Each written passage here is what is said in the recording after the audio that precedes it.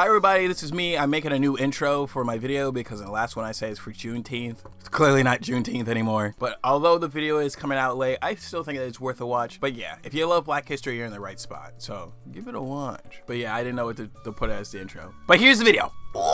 Welcome back to the channel. I am the Pumpkineer, and today we are covering March Book 2. I guess I quite literally just said that. It took me a while to finish the first book, like a month. But I put a lot of work into it, and I think it's worth a watch in case you haven't seen it already. Or, you know, on the side there. It gets recommended a lot, actually. And for those guys who have seen part 1, hell yeah, you're an ally. Just like my buddy King Newsme. Ain't that right, King Newsme?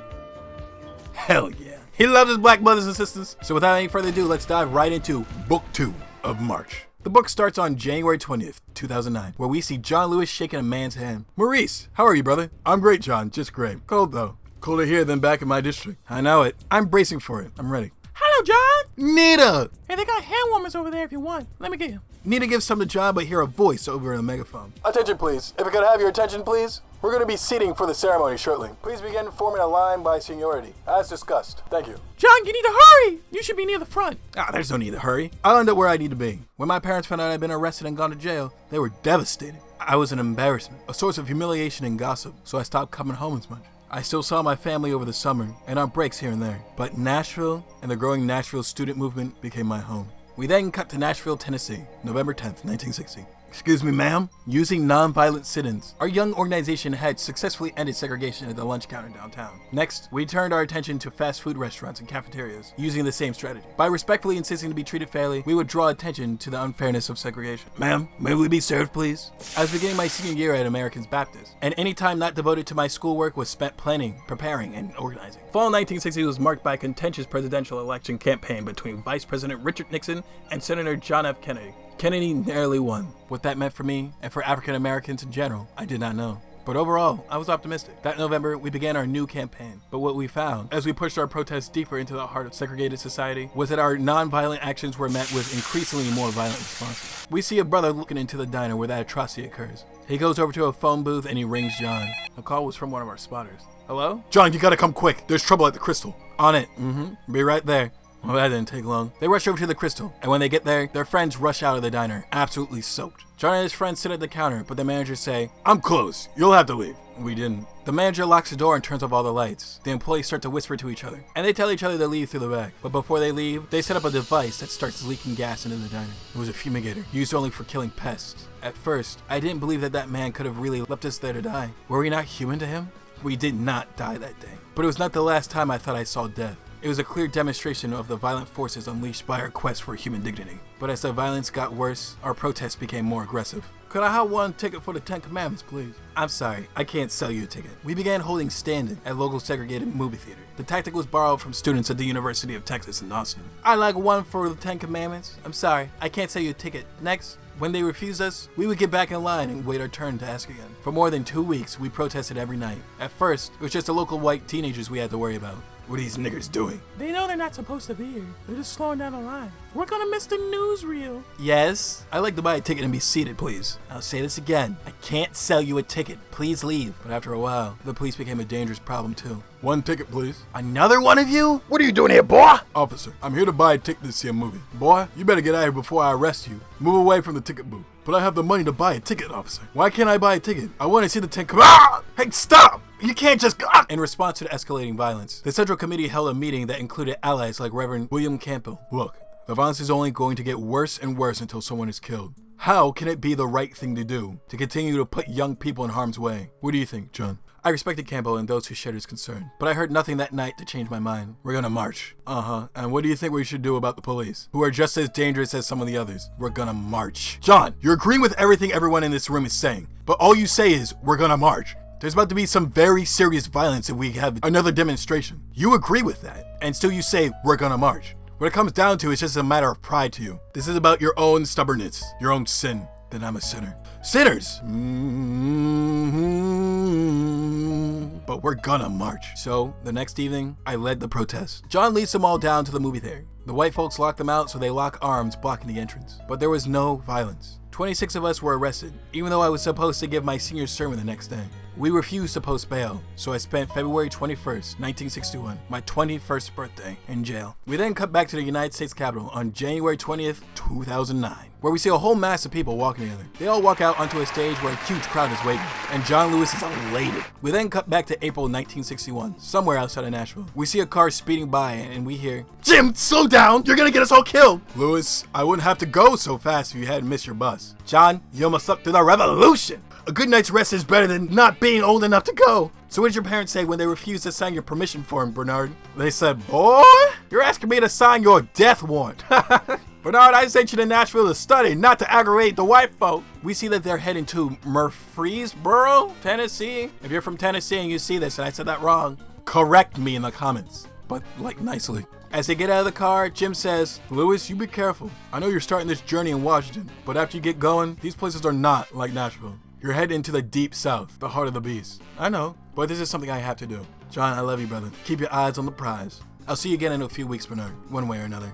In late March 1961, a friend showed me an ad in the Student Voice, a monthly SNCC publication. It announced that the Congress of Racial Equality, or CORE, from the previous year, Boynton v. Virginia, which outlawed segregation and racial discrimination on buses and in the bus terminals. Its title was simple. Actually, Bernard and I had written a letter earlier that year to Reverend Fred Shuttlesworth, talking about an idea we had for a small group of integrated students to ride buses to Birmingham to test the Boynton decision. He wrote us back, but said he thought it was too dangerous, and the situation in Birmingham is too volatile. So when I saw that ad, I felt it was the spirit of history at work again. On my application, I wrote, I know that an education is important, and I hope to get one, but human dignity is the most important thing in my life. This is the most important decision in my life. To decide to give up all, if necessary, for the freedom ride. That justice and freedom might come to the Deep South, and they let me in. Looking out at Washington, D.C. for the first time in my life was magical. I headed to the Fellowship House, which was run by Quakers as a sort of headquarters for the pacifist organization. John, welcome. I'm James Farmer. Please come meet everyone. You're the last to arrive. This CORE initiative will be historic, and as the executive director of CORE, I'm happy to have you be a part of it. Well then, let me introduce you to your fellow freedom riders. Okay, before we continue, let me just let you know, James L. Farmer, Jr. actually did a little bit more than just lead CORE. He ran for Congress in 1968 on the Liberal Republican ticket in New York's 12th District, but he lost to Assemblywoman Shirley Chisholm, who actually became the first black woman to serve in Congress. So after that, he shifted his focus elsewhere. He became an early advocate of affirmative action, and he helped convince Lyndon B. Johnson to make it a reality. Unfortunately, he passed away on July 9th, 1999. Rest in power, brother. Anyway, back to it. There was Joe Perkins, a Kentucky native who left graduate school to become a CORE field member. Jim Peck, he had been on CORE's first freedom ride, the Journey of Reconciliation, in 1947, which landed all the participants in a chain gang. Alton Cox, a minister from North Carolina. Dr. Walton Bergman, a professor from the University of Michigan, and his wife Frances. There was Jimmy McDonald, a playful guy. He was a folk singer from New York.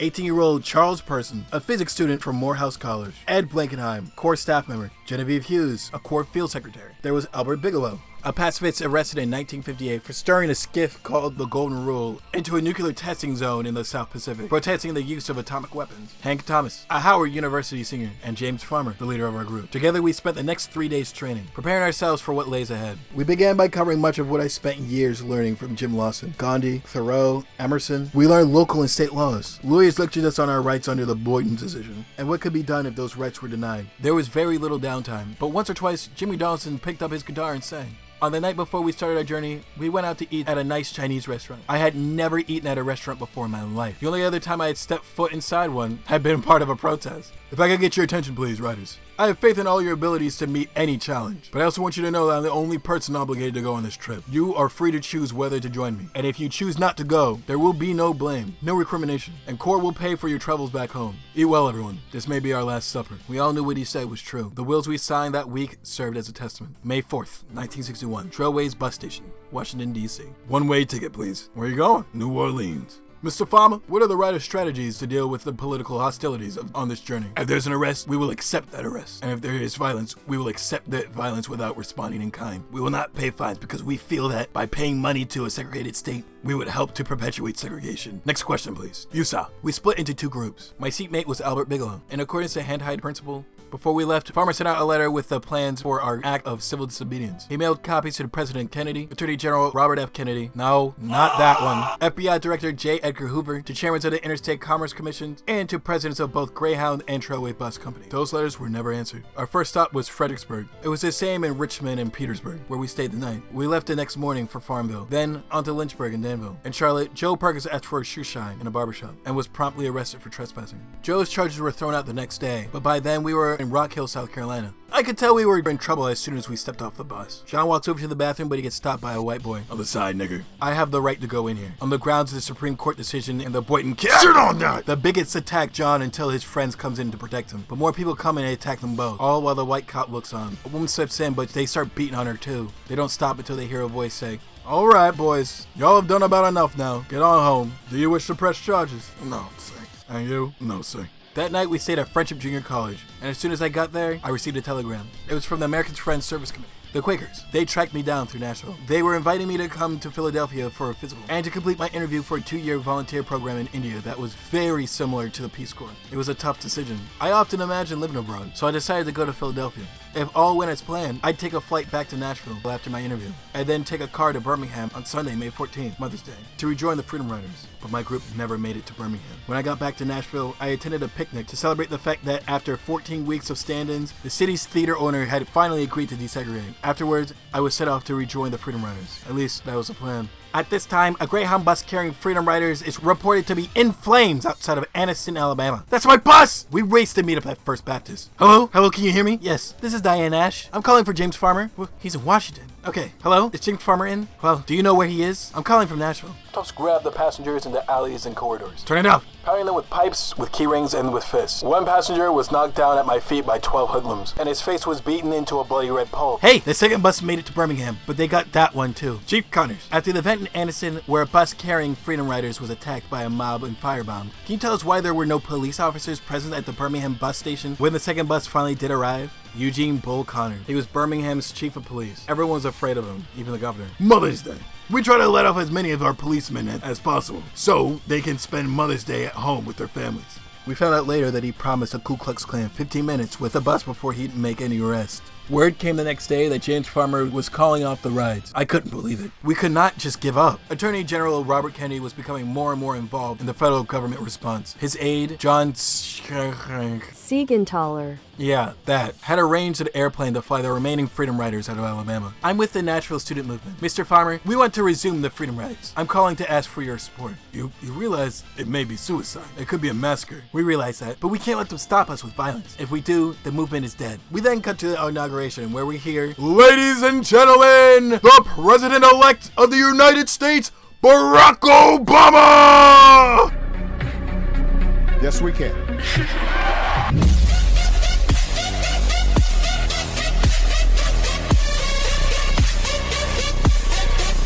God, I miss this fucking guy, dog. Remember when we had a president that wasn't, like, evil?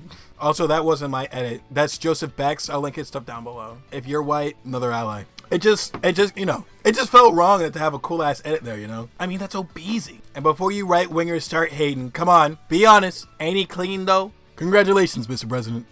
Thank you, John. I need your prayer. We then cut back to the past. 10 of us set out to Nashville to take the place of the Bloody Riders, whose buses were attacked in Anniston and Birmingham, and to pick up where they left off. But the police caught up with us before we made it into town. You two, stand up. You're under arrest for violating state law. You know that white people and knickers can't sit together. Jim Zerwig and Paul Brooks were taken to jail almost immediately. We were all on edge, knowing what this city done to the other riders. Dr. Bergman, still bloody from the first bus attack in Anniston, was brutally beaten again on the terminal food in Birmingham. He sustained permanent brain damage and a stroke that would paralyze him for the rest of his life. Let's see. Nashville to Birmingham, Nashville to Birmingham, Nashville to Birmingham. Y'all are Freedom Riders. Okay, move them wrong. You may head into the city. They all press forward and make it to the bus station. Okay. Everyone with a ticket from Nashville to Birmingham, you are to remain on the bus. Everyone else, you're free to leave. Fellow rider Salem McCullen, who had a different ticket, slipped out to call Diane Nash and alert her of the situation. Also, real quick, McCullen was the only white woman to become a Freedom Rider. Or I guess just to join him. Ally! Excuse me, officer. We have the right to get off this bus. We have tickets for Birmingham and have friends and relatives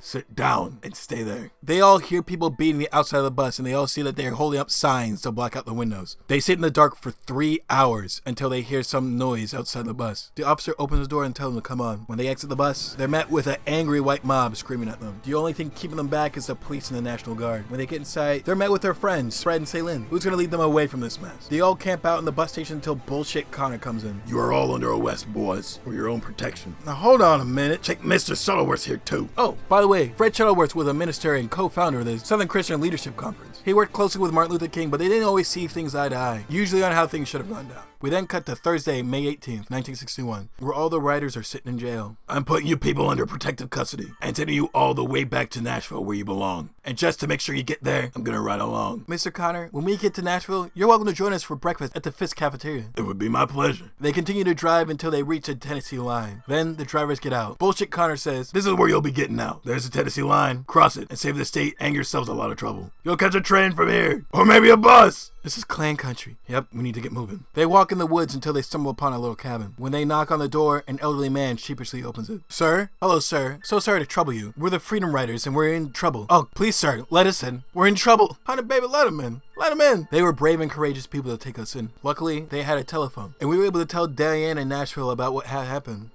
That's right. Not more than a few yards past the Tennessee state line. He ordered us out of the car. Glad everyone's safe. We had some help. I'll have a car on its way to you. 11 other packages have been shipped down to Birmingham. John, where do I send the rest of the packages? Send them to Birmingham too. Send them all to Birmingham. When daybreak came, we told this kind couple that we hadn't had anything to eat, and we gave them some money. We were so hungry, but not for long. A young guy by the name of Leo Lillard drove his car all the way from Nashville to pick us up. We started down a highway and heard a news bulletin. This just in. The Freedom Riders are back in Nashville and have returned to their college campuses.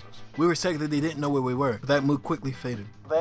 We are now reporting that the students are on their way to Birmingham in a private car. They knew we were coming. Somehow, we made it back undetected through less traveled roads. We had a meal together before being driven down to the Greyhound station to resume the Freedom Rides. We then cut to May 19th, 1961. Birmingham Greyhound's bus station. Sorry. I'll repeat, this bus has been canceled. The next one is scheduled for 5 p.m. But that doesn't seem to be the case because the 5 o'clock bus also was canceled. Because no one is willing to drive them down. Finally, we were allowed to go into the so-called white waiting room, where we stayed the entire evening. We were hearing a lot of things at the time, but we didn't know what to believe. And we heard that Bobby Kennedy said that people have the right to travel, but he wants all of you out of Birmingham. He thinks Birmingham is too dangerous. All I knew was Attorney General Robert Kennedy could not count on any cooperation from state or local authority. We heard that Robert Kennedy and his aide, John Siegenthaler, had been talking to Governor Josh Patterson, as well as Greyhound officials to work out a solution. We couldn't sleep if there was nothing to eat, but that night we had more serious concern. We then cut to later. Turns out they found a bus for him. I'm supposed to drive this bus to Dothan, Alabama through Montgomery, but I understand there's a big convoy down the road. I only have one life to give, and I'm not gonna give it to CORE or the NAACP.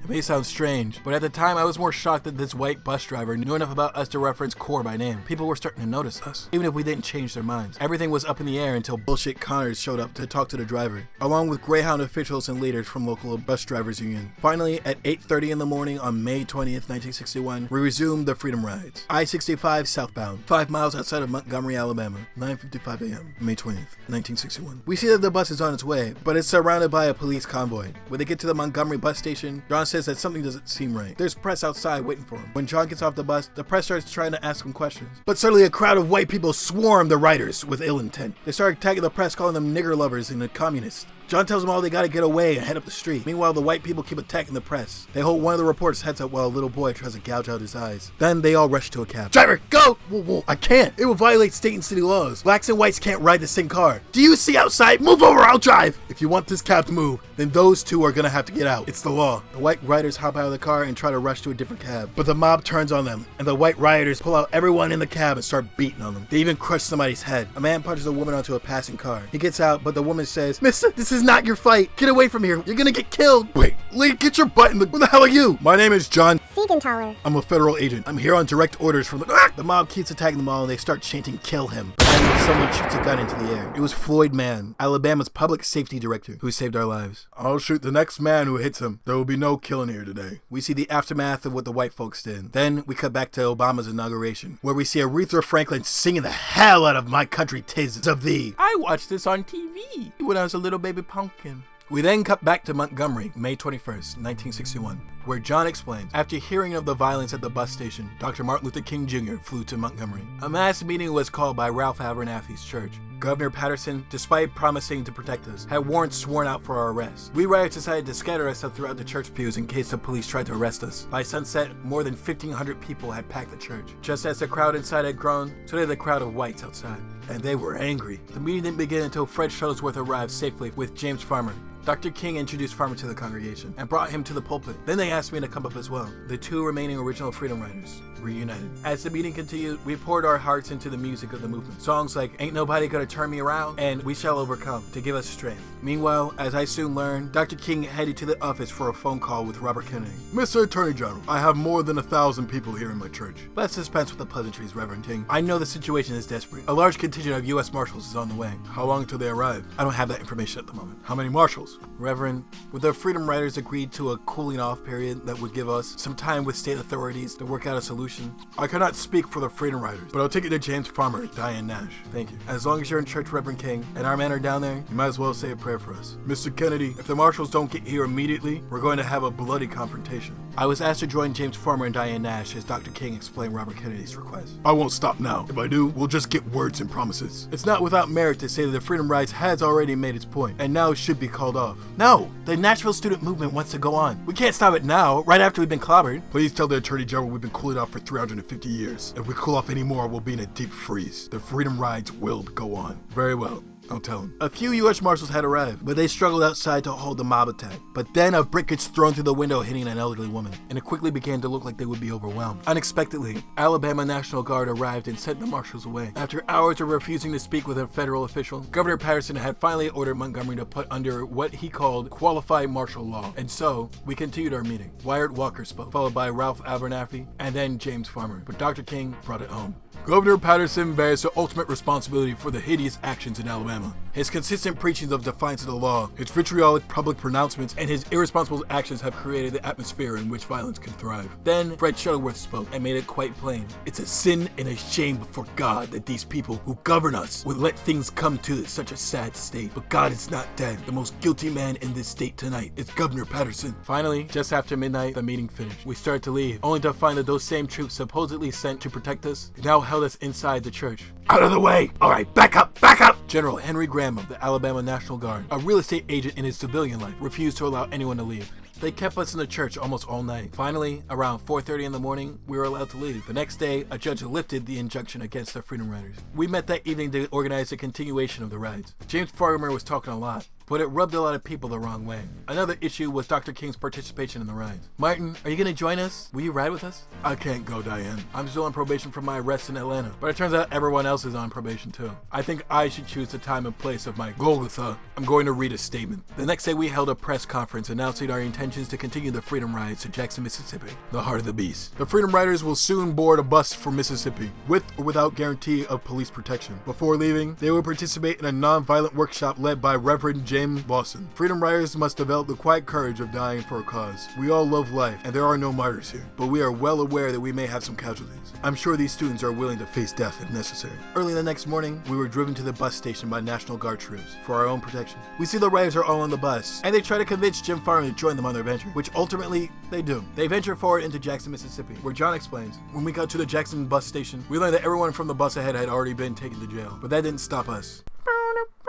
40 acres and a mule, this is bigger than the music. Move. Just a minute, can't you see I'm doing something? I said move, now! Damn, my brother can't even piss in peace! After our arrest in Jackson, Robert Kennedy was quickly losing patience with us. When he found out that all of the riders had refused to post bail, he called Dr. King to see if any of us would be willing to reconsider. Mr. Attorney General, it's a matter of consensus and morality. They must use their lives and bodies to right or wrong. Our consensus tells us that the law is wrong, and we must resist. But we have a moral obligation to accept the penalty. That it's not going to have the slightest effect on what the government is going to do in this field or any other. The fact that they stay in jail is not going to have the slightest effect on me, Dr. King. Perhaps it would help if the students came down here by the hundreds of thousands. Look, the country belongs to you as much as to me. You determine what's best just as well as I can. But don't make statements that sound like threats. That's not the way to deal with us. It's difficult to understand the position of oppressed people. Ours is a way out, creative, moral, and nonviolent. It is not tied to black supremacy or communism, but to the plight of the oppressed. It can save the soul of America. You must understand that we made no gains without pressure, and I hope that pressure will always be moral, legal, and peaceful. I understand, but the problem won't be settled in Jackson, only by strong federal action. I'm deeply appreciative of what the administration is doing. I see a ray of hope, but I am different from my father. Feel the need of being free now. Well, it all depends on what you and the people in jail decide. If they want out, we can get them out. They'll stay.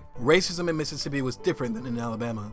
On the surface, they tried to hide the open violence that was so publicly allowed to take place in Birmingham and elsewhere. When I ask you a question, you finish your answer with "sir," because I am your superior. Do you understand me? Yeah. God damn it! Instead, much of the means of enforcing segregation came through economic and political pressure organized by a group called the White Citizens Council, sort of like a businessman's Ku Klux Klan. But behind closed doors, the violence could be even worse. We were quickly taken to trial. The prosecution only called on one witness, and all 27 of us were convicted of disturbing the peace. We were sentenced to a $200 fine each, and a suspended sentence of 60 days in jail. Refusing to pay the fine would mean that we would have to serve our 60 days in jail. For many, that was a very frightening prospect. But for me, and nearly every other freedom rider, we just would not pay that fine. And so we went to jail. 3 days after our trial, we were transferred to Hinds County Jail, even more crowded than Jackson City Hall cells. Soon word managed to trickle in about what was happening on the outside. It isn't just a ride anymore, John. They're happening all over. 4 or 5 here, a dozen more there, all getting on buses to Jackson. We'll soon be in here before too long. Within 2 weeks of our arrival in Hinds County, the growing number of freedom riders being housed within the walls forced a local sheriff to transfer us to another prison. Parchman was the stuff of legend, dark legends. 21,000 acres of bullwhip-wielding guards in human bondage. The superintendent himself, Fred Jones, greeted us.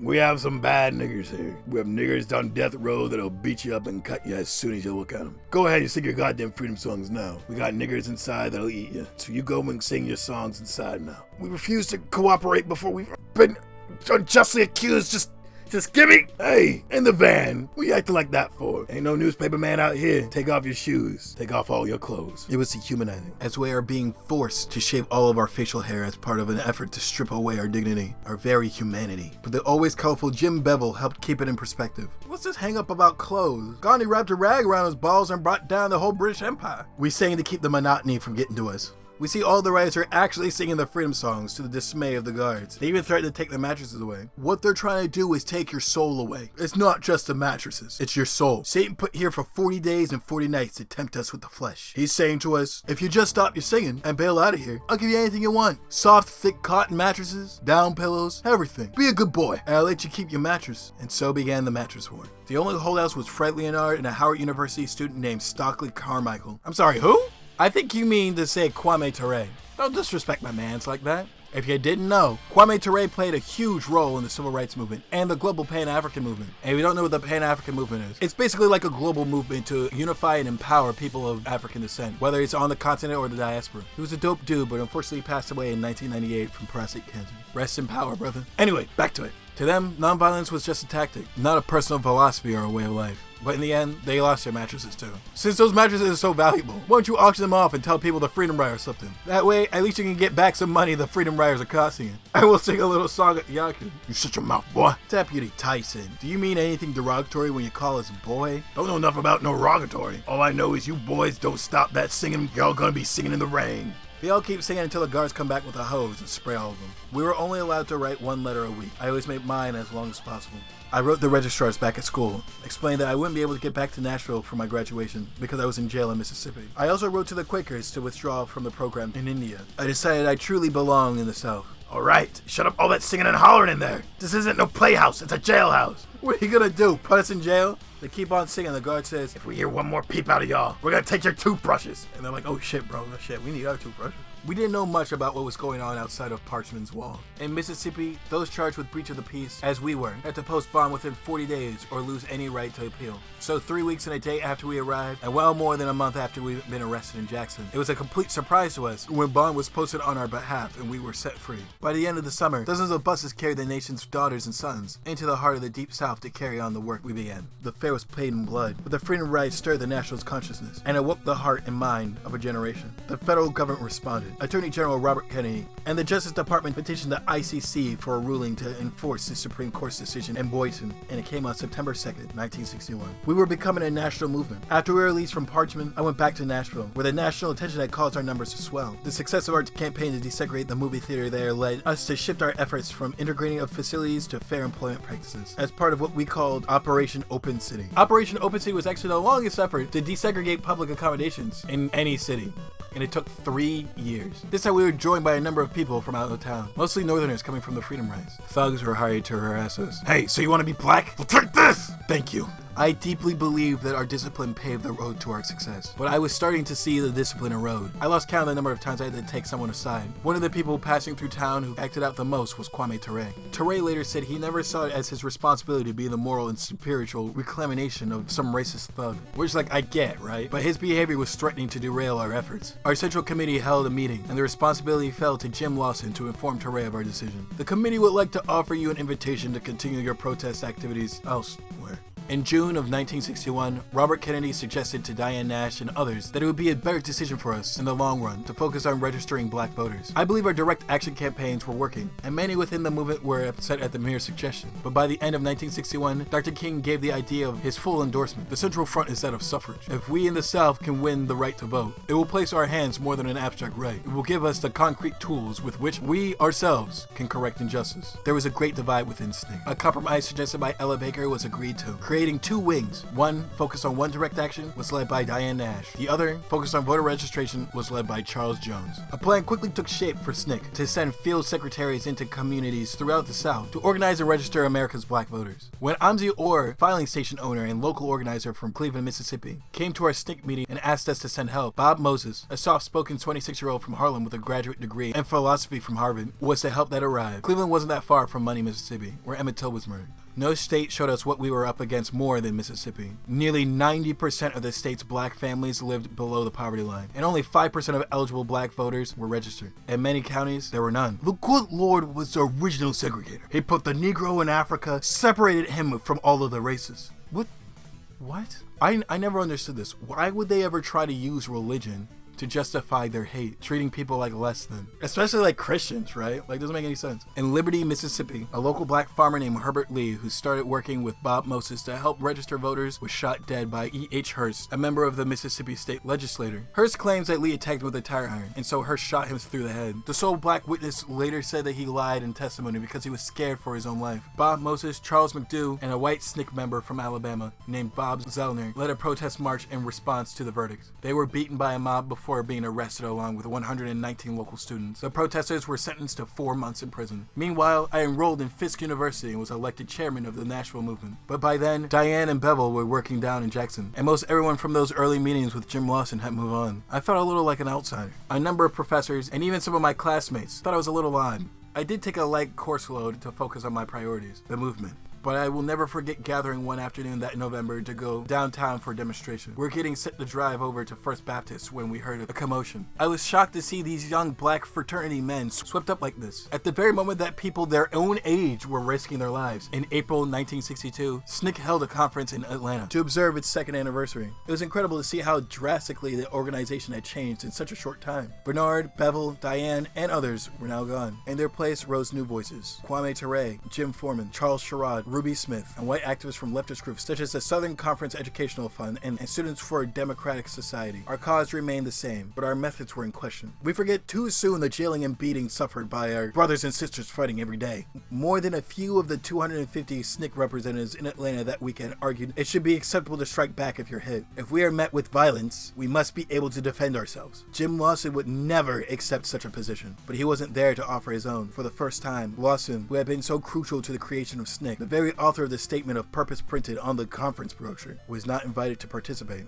Everyone knew I stood with Jim when it came to nonviolence, but the fact that I'd been arrested and beaten and jailed so many times held a lot of weight with my SNCC colleagues, old and new. So at the time as Jim Lawson was shunned, I was elected to SNCC's executive coordinating committee. That summer, the violence continued to escalate. Excuse me, Sheriff, my name is C.B. King. I'm an attorney here to represent Bill Henson. He was a SNCC staffer who was arrested during... There were beatings. There were shootings. 4 homes of the Albany-era voter registration organizers were riddled with bullets. A few nights later, 3 shotgun blasts were fired into a home where Charles Sherrod was sleeping. Near the end of the summer of 1962, I was leading a protest at the Seria swimming pool, which had remained segregated despite our weeks of demonstration. Danny Loyne, a new staff photographer for SNCC, we called him Dandelion, was there that day. As we knelt and prayed, they snapped a photograph. That picture became probably the most popular poster of the movement. What a lot of people don't know is what happened just after that photo was taken. We see a car barreling towards SNCC as a woman is standing in the road. As the car gets close, it almost hits her. Lutheran. That September, the nation watched as more than 300 U.S. Marshals were wounded trying to protect James Meredith as he became the first African American to enroll at the University of Mississippi. In November, I attended a SNCC conference in Nashville. Those mobs down in Mississippi make your protests here look like small potatoes, John. He wasn't wrong. As part of the conference, we staged a demonstration by the TikTok, a segregated restaurant. But this protest lacked discipline, something I was seeing more and more often. And it wasn't the only problem festering within SNCC. By the end of 1962, you heard people questioning whether SNCC should even be a multiracial organization.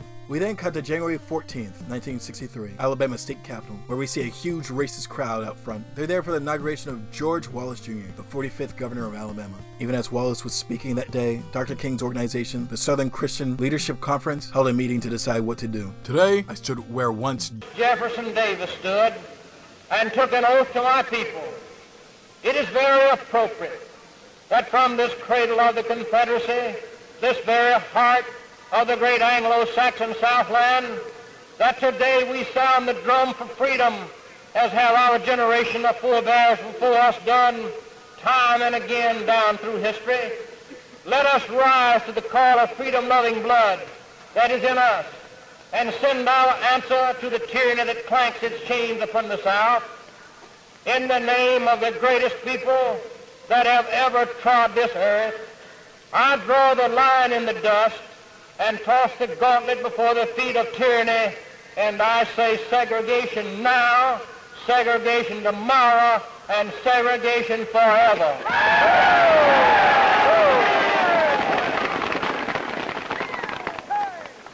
This guy sucks. While we had made progress elsewhere, one city continued to earn its label as the most segregated city in the South. Subject to so much violence, it was nicknamed Birmingham. Shuttlesworth made a promise that afternoon to Dr. King. "I assure you," he said, "if you're coming to Birmingham, this movement will not only gain prestige, but it will really shake this country." And so the Birmingham campaign began the first week of April. Dr. King and SCLC brought in people from all corners of the movement. Diane and Bevel went to help organize volunteers and train them in our techniques. Even Al Hibbler, a famous jazz singer who happened to be blind, joined the protest. Not much had changed in the 2 years since the Freedom Riders came through Birmingham, but Bullshit Carter had run for mayor and lost. Ha! That's what you get! But he also controlled the city's police. And he was still a bully. He was erratic, irresponsible, and just plain mean. Bullshit Carter takes Hibbler's sign and pushes his assistant away from him so that he'd wander off alone. He taunts him for being blind, but that doesn't stop Hibbler because he said he'll be back tomorrow. It was only a matter of time before Bullshit Carter went too far. And when he did, the world would be watching. After weeks of nightly mass meetings to coordinate the protest, Dr. King announced that he would personally lead the march. "We are not here to do something for you, but to do something with you. We will march through the streets of Birmingham with you. Everyone in the movement must live a sacrificial life." I cannot think of a better day than Good Friday for a move for freedom. We then cut to Good Friday, where we see the people are preparing for the protest. We see them marching through the street. Carter had obtained a court order from the state prohibiting all protest activities and set bond 8 times the normal maximum. Everyone knew this march would mean jail time. Some were concerned that the campaign would collapse if Dr. King went to prison. When Dr. King was arrested on Good Friday, he was criticized by some of the area's liberal and moderate white leadership for stoking conflict by leading these demonstrations. His response, written on scrap paper and smuggled out of his cell, was a letter from Birmingham jail. "I submit that an individual who breaks a law that consensus tell him it's unjust, and who willingly accepts the penalty of imprisonment in order to arouse the consensus of the community over its injustice, is in reality expressing the highest respect for the law." While Dr. King was in jail, Jim Bevel, who had left SNCC and joined SCLC, set to organize and train Birmingham's children. Bevel went to black schools and churches, using the NBC's white paper documentary, The Nashville Sit-In Story, for which we had been interviewed back in 1960, to teach hundreds of teenagers the techniques of nonviolence. Young people identify more strongly than anyone else with the whole concept of freedom. Young people, as we knew very well, are willing to risk everything for the cause. Some Negroes don't want to get well. If they did, they would have to compete with the white man. There are some Negroes who want to segregate as much as Bull Connor. The Negro has been sitting here dead for 300 years. It's time he got up and walked. We then cut to May 2nd, where black radio stations help coordinate the protests with coded announcements. We see the young protesters press forward despite the intimidation from the police. The officers say, "Forward!" and arrest the kids, but even more show up. We see there's hella kids everywhere, and the officer is like, "Damn bro, how many kids you got?" Nearly 1,000 of Birmingham's black children were arrested that day. What do you want? Freedom! Sorry. Feed 'em, nigga! It was an embarrassment to the city. Bull Connors was determined not to let the protest continue. The next day, when the children marched again, he swore he would make no arrest. Here they come. Give me that horn, man. Do not cross. If you come any further, we will turn the fire hoses on you. These demonstrations weren't police action. Not this kind of turn them on, go home. All right, disperse, or you're gonna get wet. Then they pull out the hoses and spray the kids. Then they bring out the dogs. I watched the images on the television that night, and like the rest of America, I was absolutely stunned by what I saw. It was unbelievable. It looked like footage from a war. In Nashville, we made sure they were seen, and our ranks grew immediately because of it. A week after the attack on those children, an accord was reached in Birmingham. The city promised to take steps toward desegregation and fair hiring practices, the same goal we were working towards in Nashville, and the demonstrations ceased. We then cut to June 12th, where we see John walking in the First Baptist. When he gets inside, something is off, so he asks what's happening. A field secretary from the NAACP down in Jackson, Medgar Evers, he was coming home from a meeting, walking up his driveway, and someone shot him. They say the shooter was a sniper. Last night, President Kennedy addressed the nation in response to recent events in Birmingham, Alabama, and elsewhere. The events in Birmingham and elsewhere have so increased this cries for equality that no city or state legislative body can brutally ignore them. The fires of frustration and discord are burning in every city, north and south. We face, therefore, a moral crisis as a country and as a people. It cannot be met by repressive police action. It cannot be left to increase demonstrations on the street. It cannot be quieted by token moves or talks. It is time to act in Congress, in your state and local legislative bodies, in all our daily lives. A great change is at hand, and our task, our obligation, to make that revolution, that change, peaceful and constructive for all. Almost lost that week was Dr. King's announcement on June 11th of plans for a massive march to take place later that summer. In Washington, D.C., 2 days later, I received a telegram from SNCC headquarters saying that Chuck McDougall was resigning as chairman and that I should hurry to Atlanta for an emergency meeting on the coordinating committee. It seemed strange to me. I saw myself as a doer. I never had any thought of being chairman. John's car swerves and flips in the air. There were no seatbelts in that car, but incredibly, none of us were seriously hurt. I'm starting to think that, these guys were built different. We made it eventually. Another car was sent to pick us up, and I was elected chairman of SNCC. We then cut back to Obeezy's inauguration. He's about to take his oath of office. Are you prepared to take the oath, Senator? I am. I, Barack Hussein Obama, Do solemnly swear that I will execute the office of President to the United States faithfully. that I will execute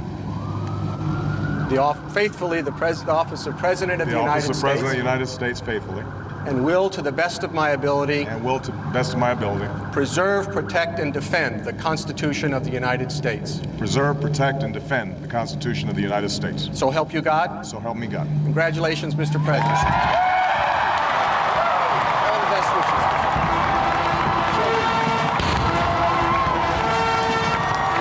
and he goes down as one of the best presidents in U.S. history. Mic drop. As chairman of SNCC, I had to work at the SNCC headquarters in Atlanta for a salary of $10 a week, so I moved into a small apartment over off Gordon Road in southwest Atlanta. It was a big change from the floors and couches I called home while living on the road, but my new responsibilities would never let me stay there for long anyway. I was barely there a week when a representative of SNCC was invited to the White House to join other leaders discussing President Kennedy's proposed civil rights bill, as well as his concerns about the announcement of a march on Washington. Among the SNCC members, there wasn't much interest in the march of President Kennedy's bill. Many thought the march would be a lame event staged by conservative black leaders that was probably, in some way, controlled by the federal government. As for the civil rights bill, we could not support it. The Kennedy bill did not guarantee the right of all African Americans to vote. The administration took the position that if you had a 6th grade education, you should be considered literate and able to vote. SNCC's position and mine, the only qualification for being able to vote should be that of age and residence. So I went. The idea of the March on Washington came from A. Philip Randolph. He was a statesman and a true gentleman. In 1925, he founded the Brotherhood of Sleeping Car Porters, an incredibly influential civil rights and labor organization. If he had been born at another time, he could have been president. And I'll never forget that deep baritone voice Mr. Randolph first threatened to organize a march on the capital city in 1941 with President Roosevelt over whether or not African American workers integrated into the growing war economy. As a result, President Roosevelt signed an executive order forbidding the defense industry from discriminating in hiring, and plans for the march were canceled. The black masses are restless, Mr. President. We're going to march on Washington. We want success in Congress, not just a big show at the Capitol. The Civil Rights Bill stands a much better chance if the Negroes stay off the streets. The Negroes are already in the streets. There will be a march. Mr. Randolph, if you bring all these people to Washington, won't there be violence and chaos and disorder? There have been orderly, peaceful, nonviolent protests before. It was unreal. I had only been chairman of SNCC for a week, and here I was, The meeting went on for nearly 2 hours before Dr. King spoke up for the first time. Mr. President, this march will help dramatize our struggles, mobilizing support in parts of the country that don't know the problem firsthand. I think it will serve a purpose. It may seem ill-timed, but I have never engaged in a direct action movement that did not seem ill-timed. Some people thought Birmingham was ill-timed, including the Attorney General. Mr. President, we'll have problems with our own organization if we do not march. Well, we all have our problems. You have your problems, I have my problems. But the problems we are facing are man-made. These problems must be solved by men. I said nothing at the meeting, just listened. It was not my place to talk. My time would come later. There was one person deliberately not invited that day. Malcolm X, of the Nation of Islam. I knew Malcolm. I respected him. I shared his belief that our struggle was not simply in the courts, but in the streets. Still, I never felt like he was part of the movement. What? That's a bold claim. Our movement was about creating an open, integrated society, and violence, no matter how justified, was not something I could accept. But I could understand his appeal, and the feeling of restlessness that drove it. A meeting of the march organizers was called in New York City. It was the first time I had ever been there. I'm sorry, but you have to leave.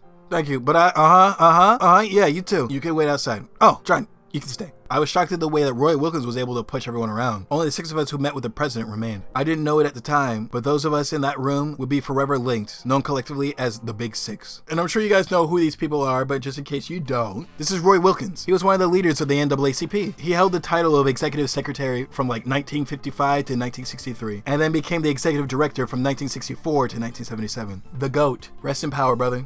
And the other one that you possibly may not know is Whitney Young. His full name is Whitney Moore Young Jr. He was a social worker who spent most of his career working to end employment discrimination in the United States. That's where the Urban League comes in. He turned into something that fought for equitable access for socioeconomic opportunities for the historical disenfranchised, not just for black folks. He was a cool guy. Rest in power, brother. The decision quickly turned to who should be leading our efforts. As many of you know, I believe deeply in the necessity of a march on Washington, and I have for quite some time. There is no one, in my estimation, more qualified to organize this endeavor than Bayard Rustin. Bayard Rustin, he was one of the people that Roy Wilkins asked to leave, but his talents loomed. A devout pacifist and brilliant organizer, Rustin helped with the planning of Randolph's first march in 1941. But Wilkins and Whitney Young were opposed. I'm telling you, people are going to use him against us. He's a conscientious objector. He's been linked to the Communist Party. And, of course, there's a moral charge. Rustin was gay, though no one said it directly. It made him a strategic liability. We were at an impasse until someone suggested A. Philip Randolph lead the march. Yeah, Phil, you should lead it. If I do that, I will choose Bayard as my deputy. Well, you can do that if you want, but don't expect me to do anything about it when the trouble starts. We need Rustin. He was the only person with the ability and capacity to organize such a massive march. After the meeting, we posed for a picture with the press. Dr. King, where was the young people we kept hearing about? Right there, John Lewis, chairman of SNCC. You say this march will not include any civil disobedience or sit-ins. Is SNCC backing away from its proactive tactics? No, we will not change our tactics. We do not want violence, and we do not advocate for it, but we will not slow down because of the possibility. A few weeks later, I was invited to contribute to negotiate for SNCC-affiliated protest movement in Maryland. During a break, Attorney General Robert Kennedy pulled me aside, and he said something I'll never forget. Up till then, many in the movement, including myself, had been critical of his response to our pleas for federal intervention. You, the young people of SNCC, have educated me. You have changed me. Now I understand. It showed me something about Robert Kennedy that I came to respect. Even though he could be a little rough, ruthless, some would say, he was willing to learn, to grow, and to change. The attacks and criticism of the march were fierce. On August 13th, with help from FBI wiretaps, Strom Thurmond of South Carolina spoke on the Senate floor, thanking Bayard Rustin for being gay and entering his arrest record for congressional record, effectively outing him to the entire nation. Also, Strom used to hold the record of the longest filibuster in U.S. history. He spoke for 24 hours and 18 minutes, literally yapping about his gripes about integration, black people wanting to vote, and basically how much he just hates people that look like me. You're probably thinking, what a good guy. However, this year, his record was broken by Cory Booker, who passionately spoke for 25 hours and 5 minutes on how Donald Trump is fucking up our country. Let's go, brother! Virtual dap up! We never let these racists get fuck all. Anyway, but our movement was taking hold. In the months following the announcement of President Kennedy's Civil Rights Bill, there were more than 800 demonstrations in 200 cities, 20,000 arrests, and 10 deaths. My responsibility as chairman of SNCC took me all over the South, Greenwood, Mississippi, Pine Bluff, Arkansas, and elsewhere. The weekend before the march, I went to the march's headquarters in Harlem. Bayard showed no signs the attacks were getting to him. For him, and for all of us, it was a race against time. I started to work on my speech for the march in Atlanta. At first, with SNCC staffer Nancy Stern, and then SNCC's community Communications Director Julian Bond, our Executive Secretary Jim Foreman, as well as Prathia Hall and others helping me work through the early drafts. By the time I got to New York, I was working through the final draft. That weekend, I saw a photo in the newspaper. It stuck with me. There, I worked with SNCC members Cortland Cox and Joyce Lander, one of Boehnard's assistants Eleanor Holmes, and others, to finish the speech. When I arrived in Washington, the city was very tense. Every police officer in the city was on duty.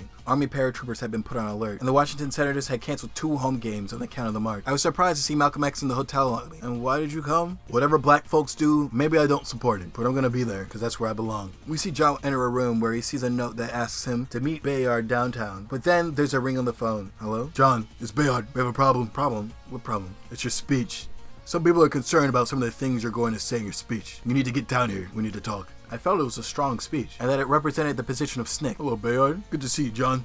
You! How can anyone say, in good conscience, we cannot submit the administration's civil rights bill, for it is too little too late. You tell us to wait. You tell us to be patient. But for many of us, patience is a dirty, nasty word. This is an offense to the Catholic Church. Why? Patience. Catholics believe in the word patience. Fine, we can take it out. Good. It's late. This is enough for now. I'm sure there will be more once the others have seen your speech. I will listen, but I can't make any promises. Get some rest. We have a big day ahead of us tomorrow. The next morning, we had breakfast together before heading as a group to the meet with members of congressional leaders. No one mentioned my speech. The meetings were quick. Nothing substantial was discussed. Then we learned that the march started without us. My God, they're going. We're supposed to be leading them. There goes America, I thought. We cleared a space to take a picture, but we were not at the front of the march. Truth be told, we couldn't even see the front. As the crowd gathered, program began with music from some truly unbelievable performers. Mahalia Jackson, Odetta, Joan Baez and Bob Dylan, Josh White, Peter, Paul and Mary, and the SNCC Freedom Singers. What no one saw was the drama unfolding over my speech backstage. I just don't understand you SNCC people. You always want to be different. Mr. Wilkins, you don't understand.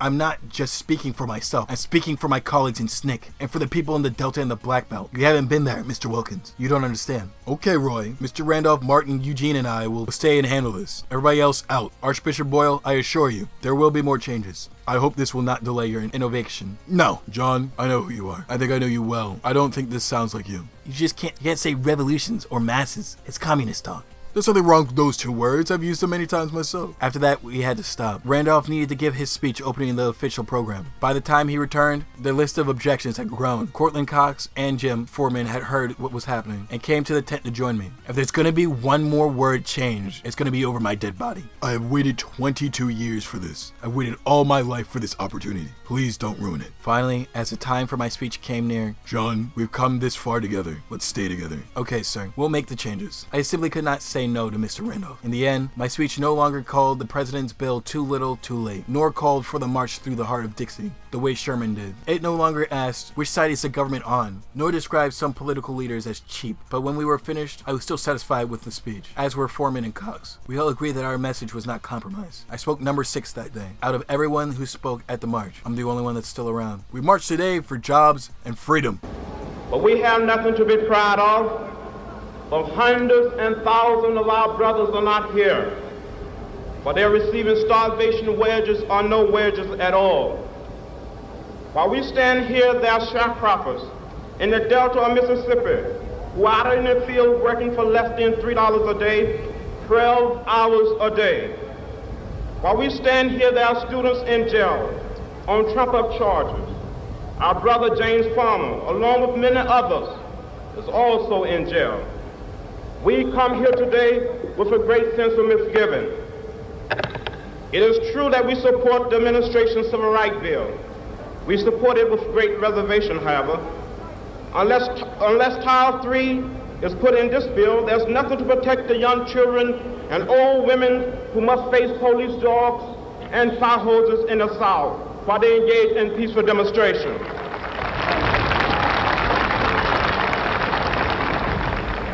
In its present form, this bill will not protect the citizen of Danville, Virginia, who must live in constant fear of a police state.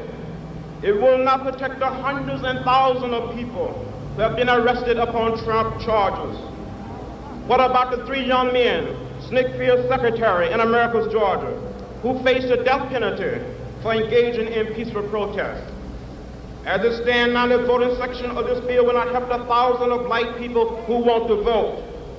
It will not help the citizens of Mississippi, of Alabama and Georgia, who are qualified to vote the lack of sixth grade education. One man, one vote is the African cry. It is ours too. It must be ours.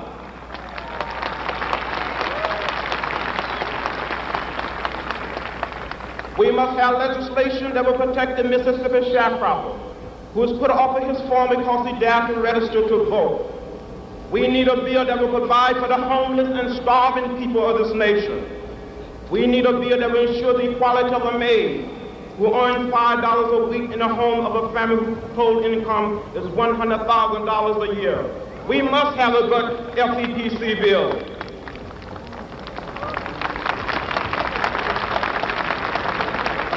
My friends, let us not forget that we are involved in a serious social revolution.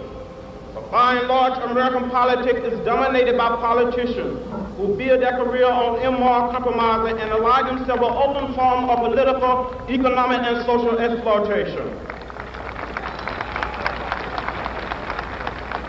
There are exceptions, of course. We salute those. But what political leader can stand up and say, my party is the party of principles? For the party of Kennedy is also the party of Eastland. The party of Jarvis is also the party of Goldwater. Where is our party? Where is the political party that will make it unnecessary to march on Washington? Where is the political party that will make it unnecessary to march in the streets of Birmingham? Where is the political party that will protect the citizen of Albany, Georgia? Do you know that in Albany, Georgia, 9 of our leaders have been indicted, not by the Dixiecrats, but by the federal government for peaceful protest? But what did the federal government do when Albany Deputy Sheriff beat Attorney C.B. King and left him half dead? What did the federal government do when local police officials kicked and assaulted the pregnant wife of Slater King and she lost her baby? Those who have said be patient and wait, we must say that we cannot be patient. We do not want our freedom gradually, but we want to be free now.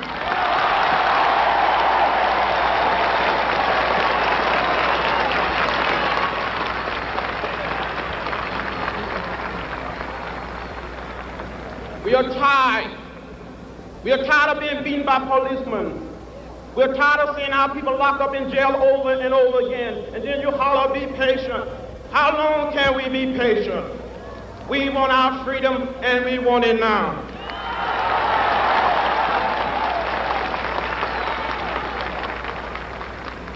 We do not want to go to jail, but we will go to jail if this is the price we must pay for love, brotherhood, and true peace. I appeal to all of you to get in this great revolution that is sweeping this nation. Get in and stay in the streets of every city, every village and hamlet of this nation until true freedom comes, until the revolution of 1776 is complete. We must get in this revolution and complete the revolution. For in the Delta of Mississippi, in Southwest Georgia, in the Black Belt of Alabama, in Harlem, in Chicago, Detroit, Philadelphia, and all over this nation, the black masses are on the march for jobs and freedom.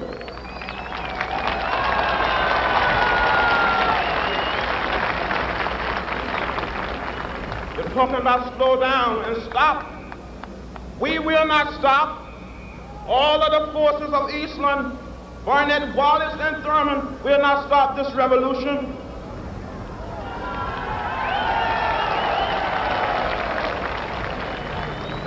If we do not get meaningful legislation out of this Congress, the time will come when we will not confine our marching to Washington.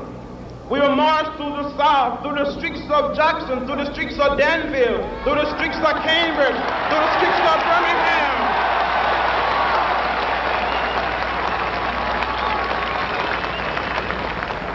But we will march with the spirit of love and with the spirit of dignity that we have shown here today.